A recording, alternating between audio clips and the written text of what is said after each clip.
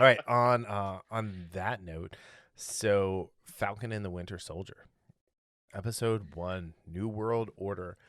Um it was directed by Kari Skogland and written by showrunner Malcolm Spellman. Um yeah, right. Down down down down. So yeah, it says here okay, so hold on. So this takes place a couple months after the blip, right? After Yeah, everybody comes back. I think he says 6 months he's Yeah. been working with the Air Force. So he's Sam, been I should say. working with the Air Force for 6 months since he came back. Where was he when? Why wasn't the Air Force calling Sam in to be like, "Hey, help us deal with your Avenger buddy"? Yeah. So this is what killed the Netflix shit. Is them not Yeah. having things work together and not having heroes show up to stop things, and like this is why Shield ultimately struggled and had to go all like magical and LMDs and stuck in a computer program, and then ultimately to 200 years in the future. Yeah. So And it's funny that yeah. in Spider-Man: Far From Home, they kind of make fun of this when Nick Fury grabs Peter Yeah. and he's like, "Dude, where are the Avengers? Or where's Doctor Strange? Yeah. What about Captain Marvel?" Right. So yeah. So that right there was kind of a nitpick. But so the summary says after half of all life returned from the blip, I still hate that. 5 years so after stupid, they yeah. disappeared, Sam Wilson, the Falcon, works with the U.S. Air Force to track a plane hijacked by Georges Batroc. And The Leaper. but I don't think his name is George Batroc, is it? Well, they don't. I've only seen him called Batroc. Yeah, I don't so, remember. I mean, it's George if St. they. Pierre, so I Yeah. just feel like the person who wrote this like is conflating the two things. And members of the terrorist group LAF, who is mentioned in Winter Soldier, by the way, the terrorist group. Anyway, Wilson defeats the terrorist and recovers the hostage from the plane in an amazing action sequence, by the way, Yeah. with support from Air Force member Joaquin Torres. I'll get to him in a second. Wilson was given the mantle of Captain America by Steve Rogers, but struggles with the idea and instead decides to give Rogers' shield to the U.S. government so it can be displayed in the museum with Rogers' suit. Bucky Barnes attends government-mandated therapy, best scene in the whole show, where he discusses his attempts to make amends, again, best scene in the whole show, for his times as a brainwashed assassin, the Winter Soldier. Torres investigates another terrorist group, the Flag Smashers, who believes life was better during the blip. They're probably not wrong. Torres keeps Wilson informed about what he finds. Wilson wants to help his sister Sarah. Isn't that the name of a band, My Sister Sarah? Oh well, I was thinking the Clint Eastwood movie 2 Meals for Sister Sarah. There you go, that one too. With Shirley MacLaine. Yeah, with the family business, but they're unable to get a bank loan. This was the stupidest storyline. He then learns that the government has named a new Captain America, John Walker, who is American agent. All right, so real quick, Joaquin Torres is a character from the comics, from the all new, all different Falcon, whatever, Sam Wilson Captain America book that was written by Nick. Oh, shoot, it just slipped my mind. Anyway, he was a Hispanic teenager who got merged with Redbird, who was Sam's Falcon. Real life Falcon, not robot murder machine Falcon.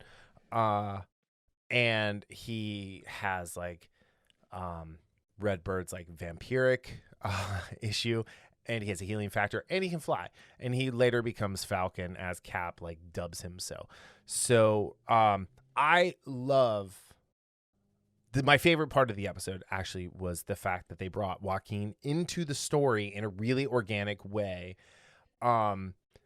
where the possibilities are open 100% for this character. Yes. And he was my favorite character of the episode, by the way. Yeah. I loved the the chemistry he had with Sam. And he wasn't just a pass off character. He was the one, he did his own thing when Sam was back in the States. He was doing his own thing. Yeah. So I'm really curious to see where they go with this character. I mean, I've seen the actor in a few things, and I like him. He's not been in a ton of stuff that at least that I've seen, but I like the character itself. Yeah. I also, Oh, sorry. Go ahead. I was about to say, I also, speaking of characters, like secondary characters, I also like the upgrade they gave Red Wing in this. I mean, Yes. that little thing was, he was beeping and bopping like a droid too. Yeah. So I mean, he's a 100% murder bot now. I like the murder bot. I mean, he really is. I mean, he blew up 4 helicopters.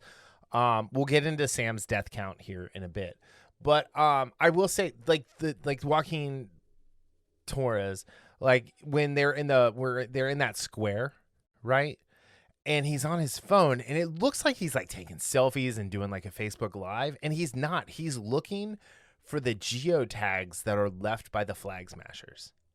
Yes. And it was like that little thing. You're like, what is this dude doing? Oh, he's doing his job while, Sam is belly aching over, whatever it is he's belly aching over at the time. I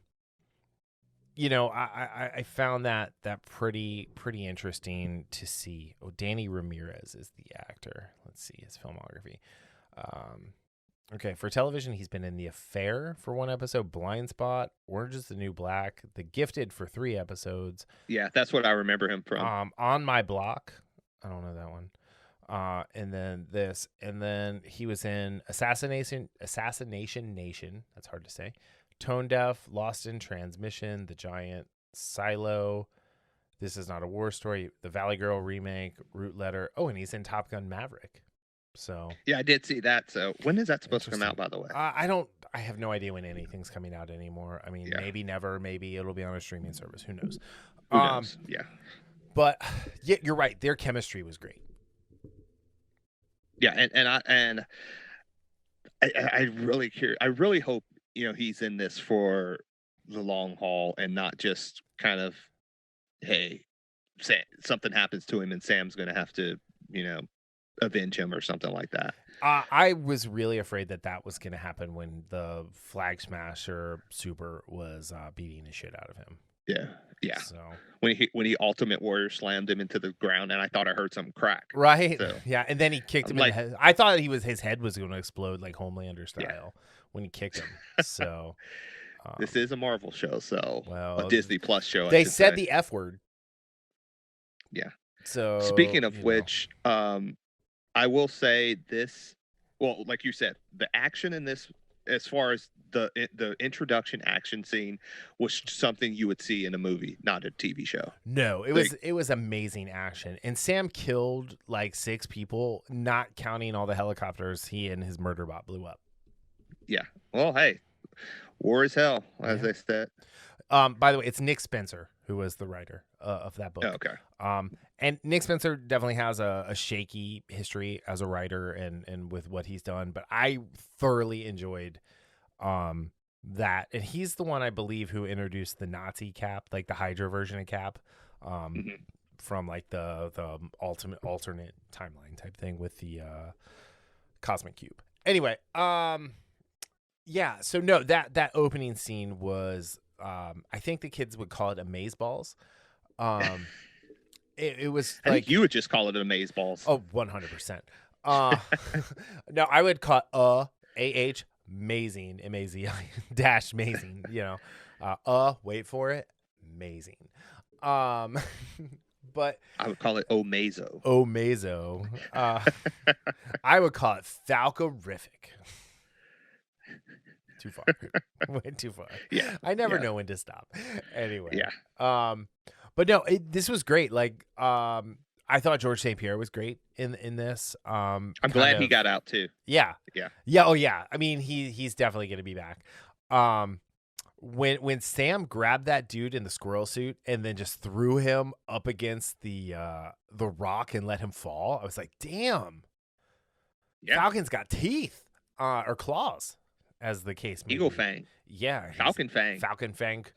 Falcon Fang midair karate. But no, it was really cool. Like, I liked seeing some limitations to the suit, to the wings. Like when he was trying to go through that tight space and they were they sparked up. When the backpack got shot and the Stark tech had to reroute power to be able to keep him from getting caught by the missiles. was really Yeah. cool. Yeah, I don't know. I just love the way they do Falcon ever since the Winter Soldier. Right? Yeah. Like when they're on the helicarrier and he jumps off and he keeps opening and closing the wings when he's going up against the Quinjets and stuff like that. Like that was it's just the way they do that. One kind of feels realistic, and two is just freaking awesome. Yeah. I like, how awesome would that be to have a suit of wings like that, That's man? all I want. That's really all I Yeah. want in life anymore is to have those wings. Yeah. You put your bike away and you you'd just be buzzing in the tower Oh, all the dude. time, wouldn't you? Okay, here's the thing. If I could fly, my feet would never ever touch the ground again.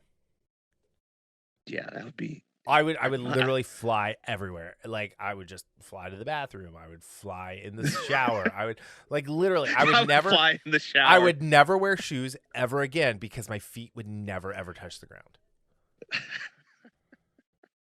You're kind of like hovering as our boy Yeah. Kal-El. Yeah. I would literally just even if it's just a couple inches off the ground, I would just constantly be hovering. So So you wouldn't sit down either, would you? No, I would literally I would cross my legs in midair, and just kind of seance it out. I liked when Joaquin or Torres, as they Lieutenant Colonel Torres, or wait, no, it wasn't Lieutenant Colonel. What was it? It was lieutenant. It was something lieutenant. Anyway, I like when he fanboyed out at the end there when Sam got the guy out, which was an amazing scene when he flew through the helicopter opening and grabbed the dude and just rolled out. That was really cool. But yeah, and then so we get this amazing set piece to open up, right? And then we slow it down with the two of them in the Middle Eastern bazaar drinking looked like Turkish tea, having a conversation and Joaquin's like, hey, Cap's on the moon, right? Yeah. Which is funny. Which is something I didn't even think about that they would have to cover, right? I just assumed they'd tell everybody Cap died and whatever. Cap got old. Cap's an old man now. He sacrificed his whatever. But yeah, maybe Cap's dead at this point. Maybe he died immediately after giving Sam the shield. If he did, Sam is not a good friend to Captain America. So I laughed at that scene where he was on the moon because I play the Avengers game and something happens with Captain America that he does end on the moon, which is funny. Well, because he quote unquote dies at the beginning of the game. So right. No, but that was really cool. And then when he's like, "Where are you going?" He's like, "I got to do moon stuff." Yeah.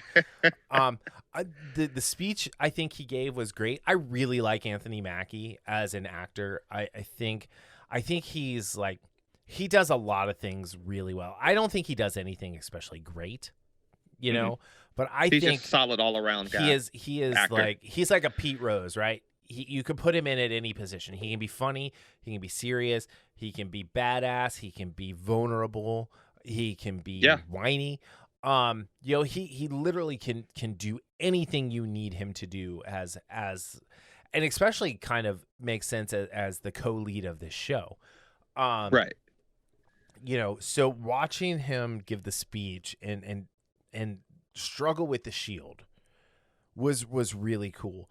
I told you when we talked on the phone this afternoon, I do not like Don Cheadle as Rhodey Rhodes. I did not really want him in that scene. I don't feel like they ever resolved what happened in Civil War with the two of them. Yeah, and that's actually a really good point. Although it was more Vision that, I know what you're saying. But here's the thing: it's I'm sure Sam feels some guilt, right, because he ducked out of the way. But Rhodey was trying to kill him. If I'm Sam, I don't forgive that. So, I don't know. And again, that's one of the things that sometimes you want, even if it's a couple lines here or there, and the way they presented these two guys, it was as if it was water under the bridge. but we never see, that rectification of, hey, what we were doing was, we were coming close to killing each other, like you said. So I don't know if I needed Rhodey in that scene, but I do like I like Don Cheadle as an actor, and again I told you that I like his version of Rhodey better than I like Terrence Howard's. Yeah, see, and again, I this like is Terrence Howard a lot. So yeah, and again, this is not me saying I don't like Terrence. I actually like Terrence Howard as an actor, yeah, and I've seen him in a bunch of stuff, and I really like him as an actor. It's just, and again, and I like these discussions when we're like on opposite sides, just because again it shows that, hey, we're simpatico with a lot of stuff, but again there was a lot of things that yeah. I mean, like, I'm obviously right in this situation, and you're 100% wrong, but still, it's just. Sorry, I had to. But I had to go there, but no, you're right. But I liked the interactions between Robert Downey Jr. and Terrence Howard better, because I felt like it was more real, and I don't think in 5, 6 movies, whatever it is that Don Cheadle has been in at this point, I don't think I've ever really believed him as, like, not only the badass, like, James Rhodey Rhodes, but I've never bought him as War Machine. The fact that, like, in Iron Man 2, he flies the suit and immediately gives it to Justin Hammer. That never made sense to me as a character. Well, and the fact that I don't feel like Don Cheadle as an actor shows, like, contriteness or, like, hesitance of doing things very well. Whereas, like, we were just talking about how Anthony Mackie does a ton of things really well. I think Don Cheadle is at his best when he's a super cocky guy, and is at his worst when you're asking him to show some sort of vulnerability. Well, I will sort of agree with the last part, but disagree as well. Sure. One of his best scenes is in Civil War at the end when him and Tony, when he's doing the, when he has to, when he's Tony Stank. Where they're playing with the new, like, not prosthetics, but kind of like the legs, the power legs. Yeah. And I love that scene. And again, it's a really short scene. And to your point, I do agree. I don't think he's been given enough. And I don't mean necessarily Don Cheadle. I mean the character itself, because remember, think about the first Iron Man. They didn't know what was going to happen. So they had to, like, they really kind of played up that relationship. And again, I thought Terrence Howard was fine in it. Don't get me wrong. I don't think he was terrible or anything like that. And again, I didn't like Iron Man 2 at all. I think for me, part of it is being a comic book reader, right? Like, James Rhodes, like Rhodey, is like a bigger dude, right? He's just kind of like a bigger guy. Yeah, he is.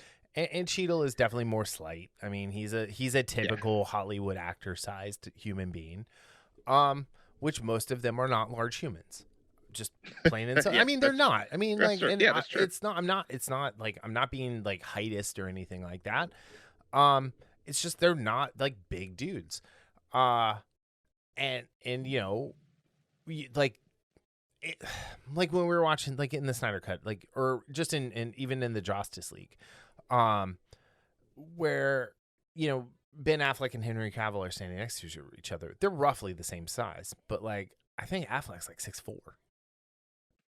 Yeah, I don't know how tall these guys are. I think Cavill's like 6'3". Like, so, like I said, they're roughly the same size.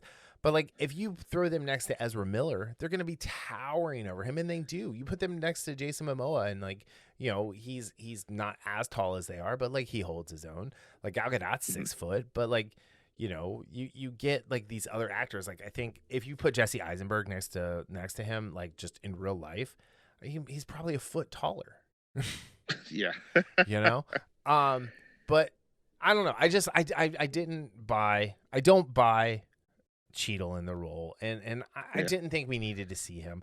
And again, where's him as an Avenger, like, sticking his nose in what's happening with the Hex? Because he actually is working with the military, for the military.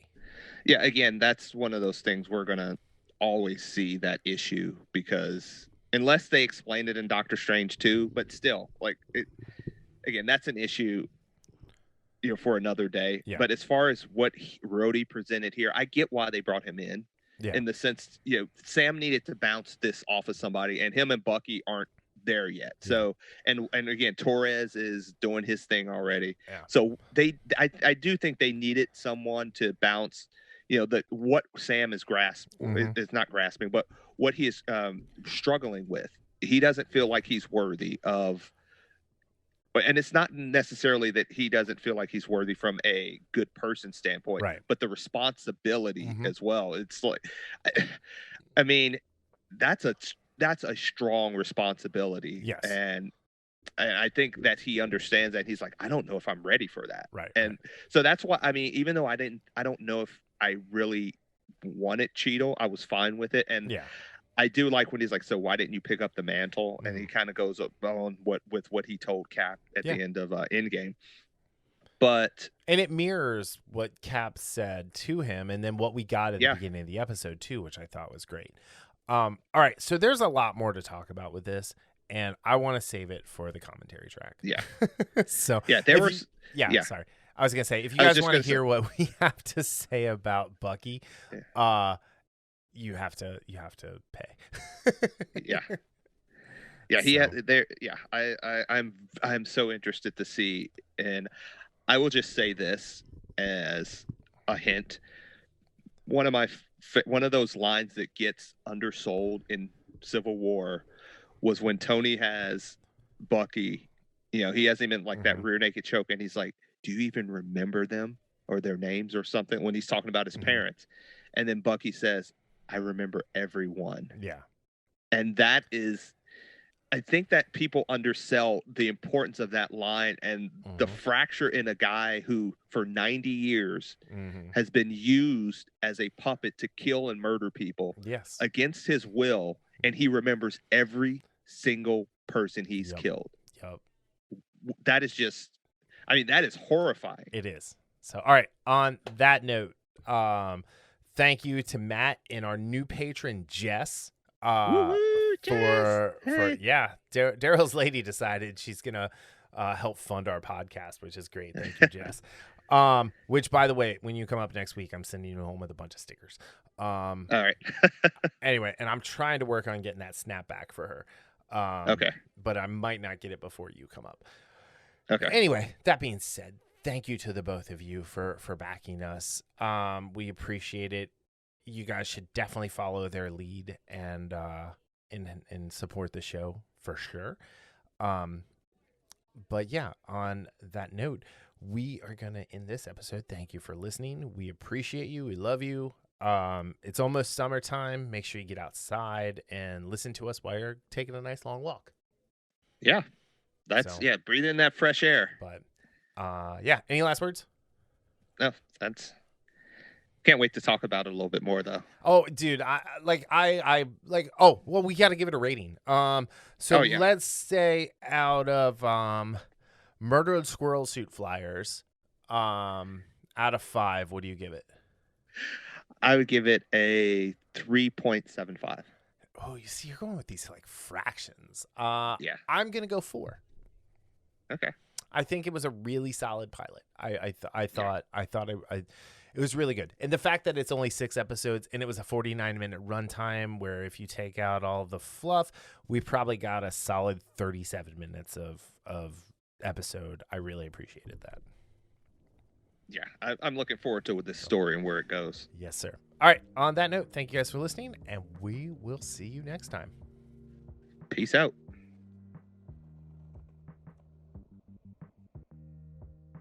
The Infamous Podcast is recorded in Kings Mills, Ohio, just north of Cincinnati. You can find new episodes every Sunday on Apple Podcast, YouTube, Spotify, Google Podcast, our website, or anywhere podcasts are downloaded. This show is hosted by Daryl Jasper and me, Brian Tudor. To find more information about the show, visit us at infamouspodcast.com and follow us on Facebook and Instagram at Infamous Podcast to keep up with the show. We also have a Patreon page, patreon.com/infamouspodcast. We have some great rewards for our patrons and are looking for help to grow the show to bring you more of the content you want to hear. Music for this podcast is provided by Michael Henry from meetmichaelhenry.com. So, whenever you're listening to us, have a great day, night, evening, weekend, whenever it is. And we'll see you next time. Thanks for listening.